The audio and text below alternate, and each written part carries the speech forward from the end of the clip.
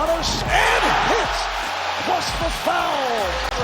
Oh, down by Blake Griffin, able to stop it.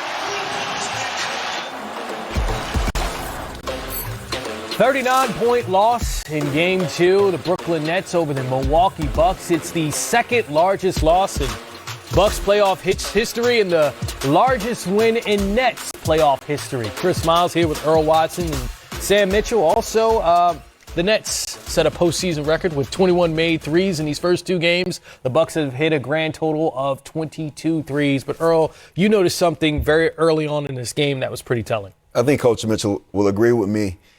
First play in the game sets intention for the team. They run a misdirection on the left side of the court. They swing it across to the right side for a step up for Drew Holiday to attack the basket. Of course, he doesn't make the basket. He misses. I thought it should have been straight to Brook Lopez, right in the post to set your intention that we can't outscore you, so we have to chop the game. We have to chop the game at the free throw line.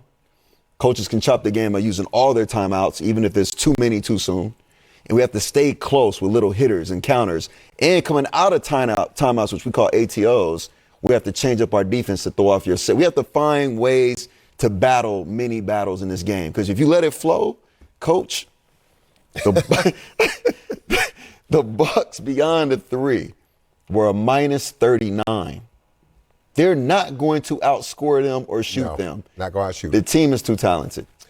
Look. When you look at these two games right here, and again, 9 free throw attempts if you're Milwaukee, 9, you have no rim protectors. They started the game early. Kevin Durant got stuck on Brook Lopez. They went to him one time.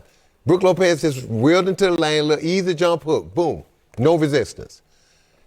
Milwaukee was determined to shoot threes, and what I was thinking about, Chris and Coach, when I was sitting there watching the game, you got guys that come in the game like Brett Forbes and stuff. Their identity is shooting the three. They come in looking for three-point shots. They don't come in and look at the game and say, look, we have an advantage there, we have an advantage there. They come in thinking, I got to do what I do best, and that's jack up threes. And right now, if the Milwaukee Bucks is going to play this way, think about this.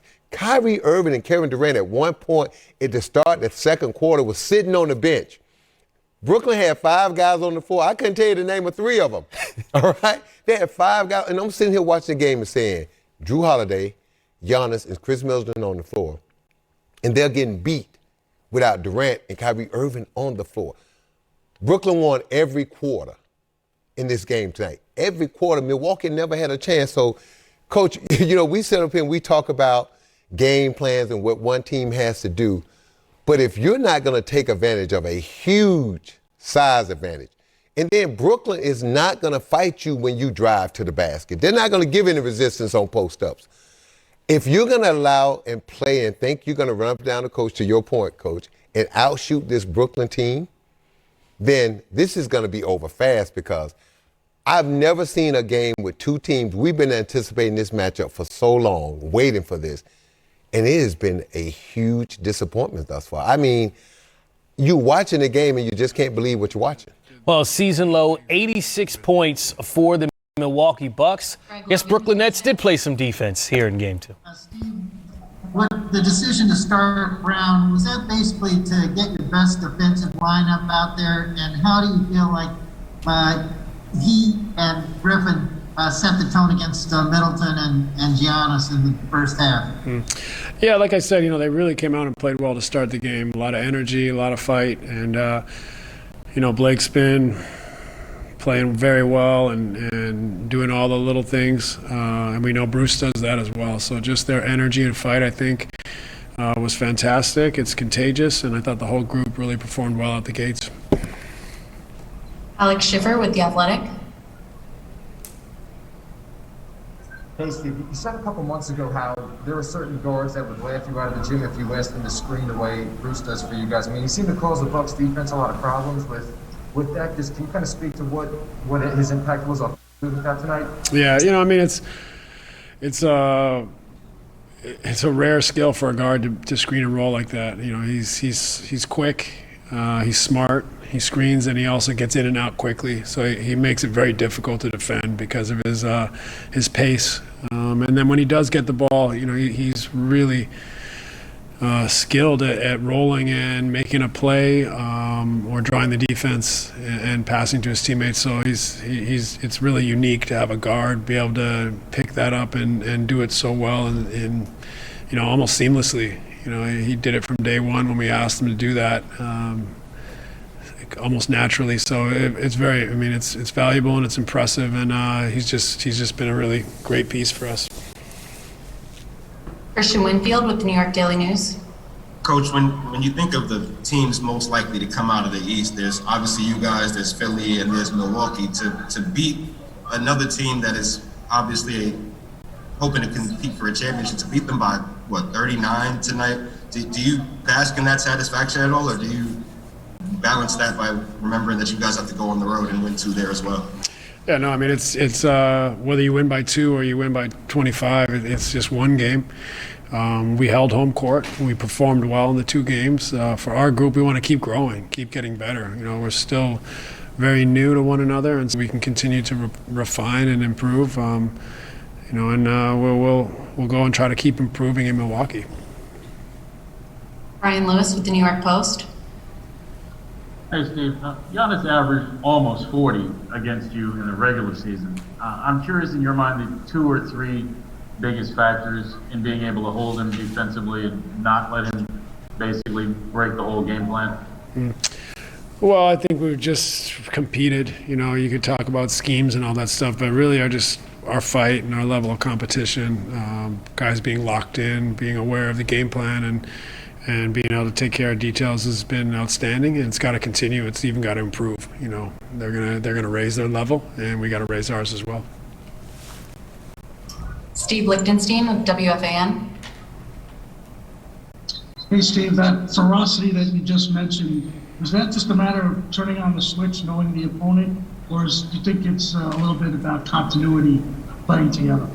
I think a bit of both. I think we recognize that they're a very good team, and we have to bring everything we have. And then I think continuity and confidence is growing. So I think we're more aware of what we're trying to accomplish in more scenarios, and that's helping us, feel free to really go for it, play hard, compete, be willing and okay to make mistakes, but try to do the right things at both ends. Mike Vaccaro with the New York Post.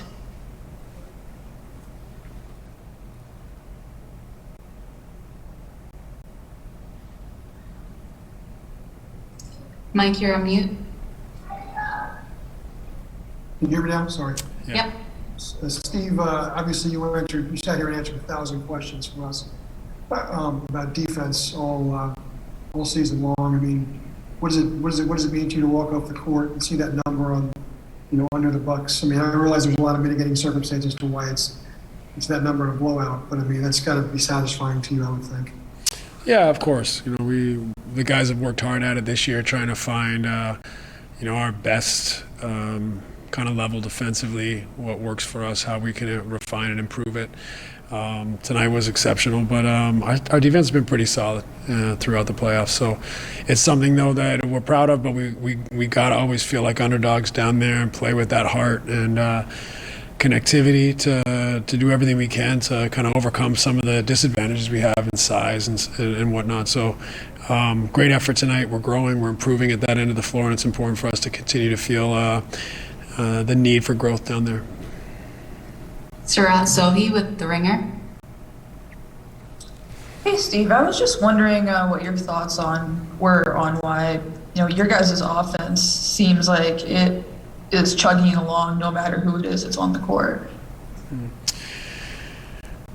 Yeah, well, it's. I don't want to overstate why that's happening right now, but I think we've just tried to preach a philosophy. We have our sets, we have our actions, but really more than anything, try to preach a way of playing, and that is to make quick decisions, move the ball, space the floor, play off one another in an intelligent way, and just I think the cohesion and feel for one another's grown. I think we understand the way, or increasingly understanding the way that different lineups need to play with one another, and trying to be as philosophical philosophical in our approach as much as anything, rather than being, too scripted. And so they've grown into that, and I think that right now you're seeing a team that's just starting to find that cohesion no matter who's on the floor.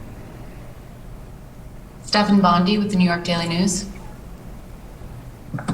Hey, Coach, you obviously saw a lot of KD in Golden State, and even before that, OKC. And I'm thinking about that play at the end of the third quarter when he blew past Giannis. I mean, how close is he physically to what he was back then, even post Achilles surgery?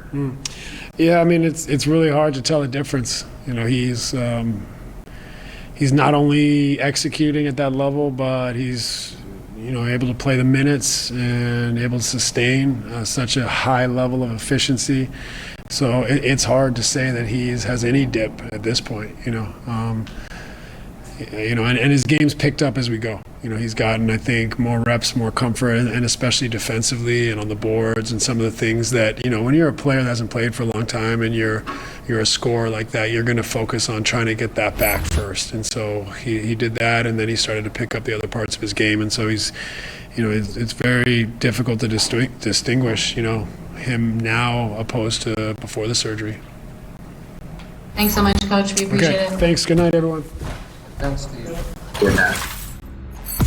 Mike Budenholzer's team had 14 threes in the first two games. The Nets again set a franchise playoff record with 21 tonight. There's certain places we want to attack, certain guys we want to attack with. And we didn't play very well overall. First quarter, the whole game. So I think we got to play better from start to end. There were obviously a lot of moments where Giannis had the ball in the middle of the floor. How do you either open up space, get him to be a little bit more aggressive? How do you kind of free things up for him? Yeah, no, I mean, we need Giannis to be aggressive. He needs space to operate and work. It's something we've been doing all year. We got to, just work on it, make the spacing a little better for him, for Drew, for Chris. Defensively, obviously, you guys are trying to go over the top of those screens on Durant and Irving. That hasn't quite been working. Is that something where you have to switch up a little bit of the drop coverage, or is that something that you can fight over better? Just kind of what are you seeing in those high pick moves? I think they're playing with the pass well. They're playing with their teammates well. I think at the end of the day, they're both playing at a high level. The scheme and the coverage, it matters, but they're taking advantage of opportunities, and they're playing well, and the role players are playing well. So we got to find a way to limit them. Jim Ozarski. Hey, Mike. I think they only shot 7 free throws for the game, 2 of which came late. But PJ was whistled for those 2 fouls very quickly. Giannis as well. Did that? Considering how the first quarter went, did those early calls kind of disrupt the defensive rhythm you were hoping to get into here in game 2? Yeah, I thought Tuck was really good defensively tonight. When he was able to play, had a good impact on the game. So, the 2 early whistles, particularly the first one, are hard. But it happens in games. You got to be able to adjust, and guys step up and take the challenge defensively, offensively. That's what we got to do going into game 3. Obviously down 2-0, a couple days off here before going home. What's kind of the emphasis or the mindset here? Is you guys try to get back into the series in the home? Yeah, they've won 2 games at home. Now it's our turn to go play there. And we've all seen it 1,000 times. You guys have heard it. We got to go and protect our home court just like they protected theirs. If you've been in the league a long time, you've seen this before. And we got to go home and play better. Zora Stevenson. Hey, Coach, I'm just wondering what you saw in some of the turnovers tonight for you all, especially in the first half. Do you feel like you all kind of gave up the ball, or do you feel like something forced those turnovers? You got to give them credit. Defensively, they've been good. So it's always a little bit of both. We can be, I think, better offensively and execute better offensively. Hopefully reduce the turnovers. All season long, the guys have talked about not getting too high and not getting too low. How have you seen that continue even when you're in a point where you're down 0-2 in a series? Yeah, no, I mean, the group, I think there's a lot of veterans, guys that have been through a lot of things, and, their leadership, is going to be important. All of us, we got to go home and win a couple games. They won 2 here. Now we got to go home and win a couple there. A little more to Vinny Goodwill, Yahoo. Hey, Coach, you guys played this team back-to-back, like not too long before the regular season ended, and it looked like 2 totally different, sort of games. Are they doing anything differently that you didn't expect? Are they just executing at a flawless level? What are you seeing from where you sit right now compared to those 2 matchups in Milwaukee? Yeah, I mean, obviously they've played well. They've won 2 games, so credit to them. And now we gotta go home and take care of our home court, and looking forward to that.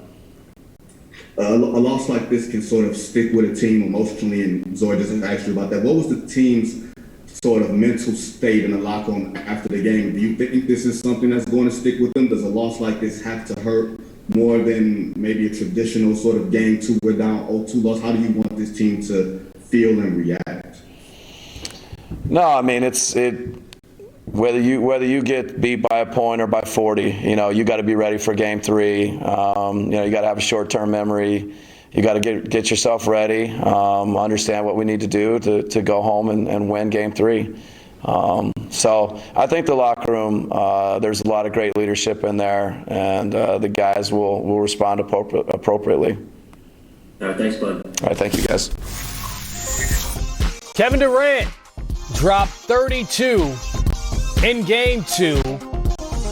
He's leading the Nets in scoring in this series so far. They're up 2-0 over the Bucks. Central Live, brought to you by AT&T 5G. Fast, reliable, and secure. You guys ready for the best of the Brooklyn Nets? Yeah, because not much in Milwaukee, right? No, not going to be a full highlight of both teams. Blake Griffin, here's his dunk count. Dunk number 6 of the postseason coming here. He had only 7 dunks during the regular season. KD, that's actually good defense there, Earl, I guess. Well, it was right? a foul, too. Maybe that's why they're not going to put Giannis on KD when he's crossing them up like this. Coach, that is tough. Ain't no defense for that, Coach. There's KD going to work. So is Kyrie, in and out to the house. But Giannis with the rejection. Seemed like the momentum kind of defensive play that the Bucks needed, but they're still down 10, and Kyrie get that one. Lights them up. 23-9 Nets run in the first, and the second, it's KD cashing and splashing. Remember that Blake Griffin dunk count? Well, first, here's another 3. Been doing that. And now here's Blake, dunk number 7 on a postseason. I thought he couldn't finish above the rim anymore. That's a lie. He's inspired. He was saving it, Coach. Shout out to the Pistons who are like, where was that? KD, 32 points. That lead up to 23. Defense there again. Yeah, it doesn't matter. Giannis on him also does not matter. Nope. KD to the bucket, finishing through the teeth of the defense. He said that Achilles injury? I don't remember that. 2 years ago. Kyrie pulling, popping.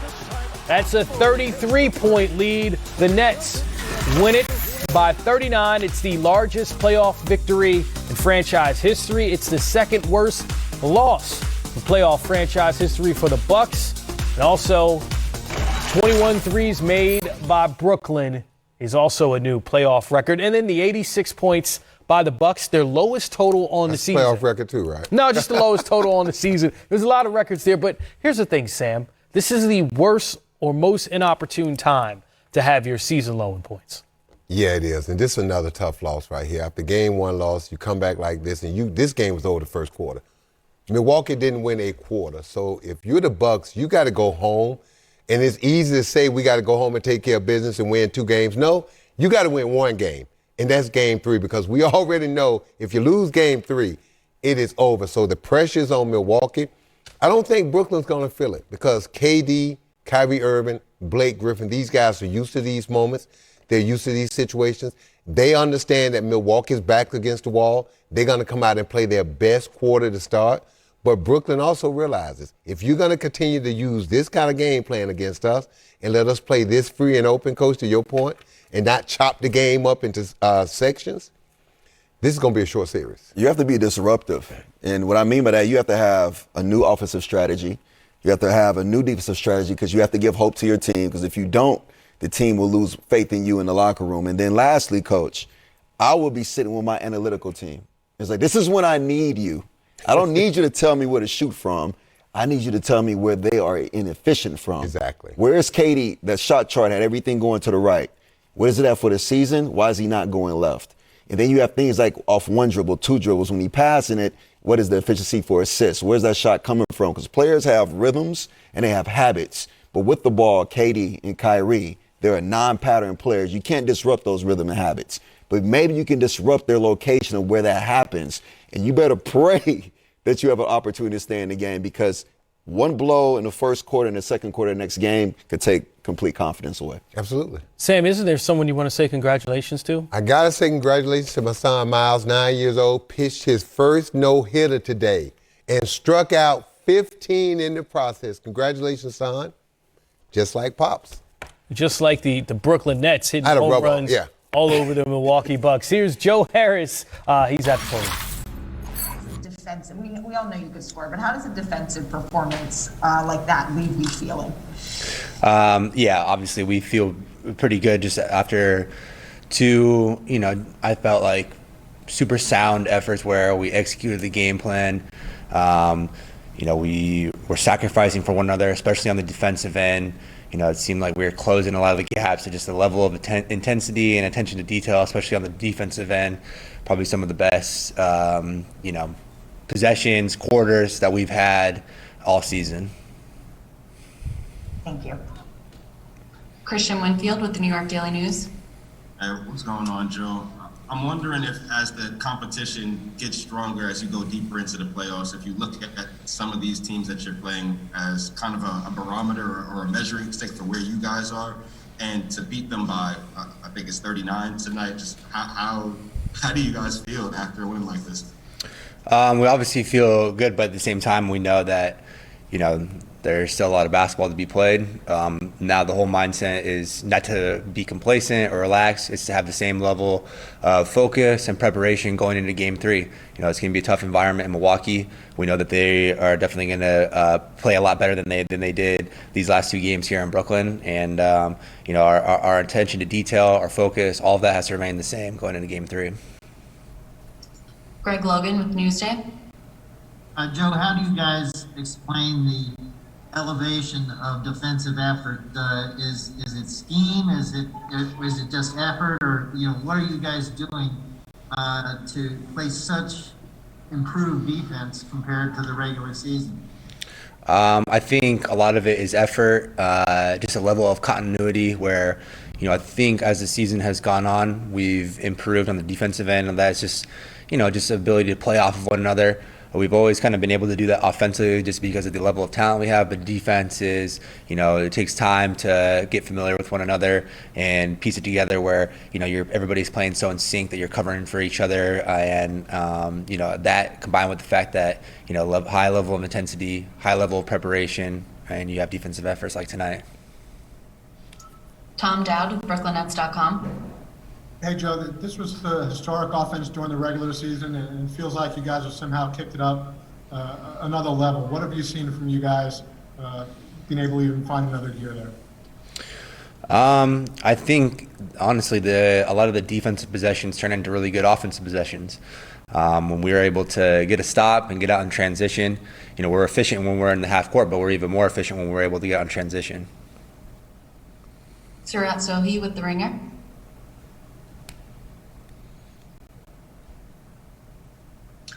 Hey, Joe. I was just wondering, what your thoughts are on why it is that you guys seem to hum along on offense pretty much no matter who it is that's playing. I think we just have so many talented players on the offensive end, and we fit well together, the pieces that are out there. And you take away one option, we just have a lot of counters, whatever schematics you might be thrown at you. You just have a lot of capable players that play with a lot of confidence. Brian Lewis with the New York Post. Kevin Durant averaging 32 points per game this postseason. Talked a lot about defense and a performance like this. Yes, it was flashy offensively, but what does it leave you feeling from a defensive standpoint? I like our attention to detail. I like how we didn't get a lot of plays perfect, but we made the second and third efforts, and they didn't destroy us on the offensive rebound, so that showed that we were in the paint boxing out. That was an emphasis for us. But for the most part, we just did what we were supposed to do, went 2 at home. Now we got to see if this game is going to travel on the road for us, and we got to stay locked in. Bruce Brown said, speaking of that, the series doesn't start until we go to Milwaukee. What do you think of that mentality? I feel like that's every team's mentality if you got home court. We know how important game threes are, and we know that their crowd is going to be in it from the second we get on the floor for warm-ups. And we know their guys play better and more comfortable when they in there, sleep in their own beds and got their, the same routines at home. So, we got our work cut out for us, but we're looking forward to it. Thanks, Kevin. Bruce Beck with NBC New York.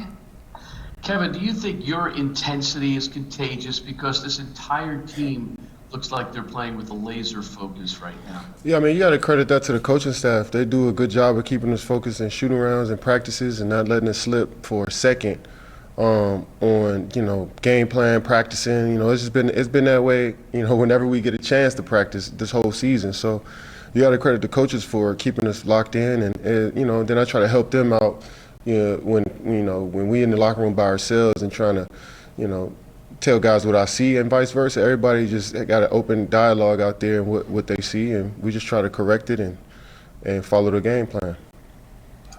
Brian Lewis with the New York Post. Hey, Kevin, this is twofold. Specifically with Giannis, everybody can see what he's capable of doing, but in your mind, what were the 2 or 3 biggest keys to keep him from ruining and wrecking the game plan? And secondly, Bruce Brown specifically, what's he meant for you guys defensively? How contagious is his effort defensively? Yeah, Giannis shot 8 for 15, 11 rebounds, 18 and 11. They didn't play much in the fourth, so he still did his thing, So we got to it's tough to stop him, so we got to be physical and do our work early and making sure we contesting shots and not giving them just anything easy. But Bruce just comes in and plays extremely hard, and like I said earlier, nothing's going to be perfect, but guys make second and third efforts, they can make up for that stuff. So for us, it's staying focused. Want to slow down a little bit? Alex Schiffer with The Athletic. Hey, Kevin, I got a 2-parter for you on Bruce. It seemed like obviously he's been great in the short roll all season, but it seemed like Milwaukee's defense really didn't know how to handle him there tonight. Just if you can kind of speak to the impact he had for you guys offensively with some of the looks he was able to generate. Yeah, like you said, the short roll has been there. A lot of teams in the pick and roll sell out to double team us, and we drop it off to Bruce, and he try to make the correct play. So he got a great touch around the basket. He makes the right play, and he understands that position now. So we're gonna need more from him going forward. And then just for either of you, if my memory's correct, he was playing pickup with you guys a lot last summer. That you guys have played a lot with him the past year. Did you ever see a role like this for him when you guys first got him, or does this kind of come out of left field for everybody? Me and Kai talked about it once we got Bruce, that we, playing against him the last 2 years, nobody really knew him in Detroit, but when you play against him and you got him in the scouting report, and he kind of disrupted our flow when I was in Golden State a bit one game. And I was like, yo, who is this kid? And he was a second-round pick. I didn't hear of him. I didn't watch him in college. So we knew that he played with extreme passion and intensity. And whenever he had got a chance, early on he wasn't playing for us, but whenever he got a chance, we knew he was going to come in and make an impact. Ryan Mahoney with the Associated Press. Love you, bro. Love you, King. And then there was one. Hey, Kyrie, you guys obviously don't have James, but did you think you could put together this kind of a performance against that good a team? I think we were capable of greatness every single night. It just depends on the approach we have coming in. Throughout the regular season, I feel like we would let our guard down playing against some of the teams in our league, and they would punch us in the mouth, and we would come and talk to you guys after the game about what happened. And I think we've just figured out the little things in terms of how to create separation within the game and just remain resilient throughout. That's basically what it's come to. It's just remaining resilient no matter what's going on and sticking to our preparation and our game plan. Greg Logan with Newsday. Kyrie, do you feel like there's something about the scheme that you guys are playing this series that is different than in the past? Or is it just a matter of raising the intensity and the level of effort and help that you're giving each other? It's the level of effort, our attention to detail, our communication. We're just really being there for one another on on the defensive end. So that makes a huge difference when guys are playing against us, and instead of seeing one body, they're seeing two or three, and we're just trying to make our opponent think. Michael Grady with Yes Network. Hey, Kyrie, you and Kevin certainly have a championship pedigree. When you guys are locked in the way that you are, how does the crowd amplify that the way that this Brooklyn faithful has in its first two games? I mean, we're just evolving. We're an evolving team, and that just includes everybody that's in our locker room and everybody that supports us outside. We just have all walks of life just supporting our team, and it's just bigger than basketball for us. So I'm just grateful that we're able to not only just entertain, it's a small part of it, but we're just playing for bigger reasons. And coming into our home floor, you could feel that energy. Like I said, it's just so diverse, so many different walks of life there. So it's always an honor to play in front of the crowd. Could you pinpoint something, the way the game went, it may be the opening tip, but could you pinpoint something that kind of sparked and fueled things, whether it was a defensive possession or a bucket on the offensive end that really got the ball rolling tonight? Yeah, I just think it was our pace. We were able to get stops, able to push the ball in transition, and capitalize off a lot of opportunities we had with mismatches. We just got to continue to be mature with the basketball, take care of it, and just continue to do our parts out there. We're asking each other to be at a certain level, and it's just paying dividends for us right now. We just got to keep the same level of intensity, or just paying attention to detail. Like I said before, going into Milwaukee, it's going to be unbelievable energy, and we're just looking forward to the challenge. Malika Andrews with ESPN. Hey, Kyrie, I'm wondering if you've talked about the mentality of going into Milwaukee. Kevin talked about it. Bruce talked about it. I'm wondering if there's any teaching that you see to be done for folks who maybe are riding, we're up 2-0, but going into the other folks' house, or if you feel like that's an unspoken sentiment that everybody knows already.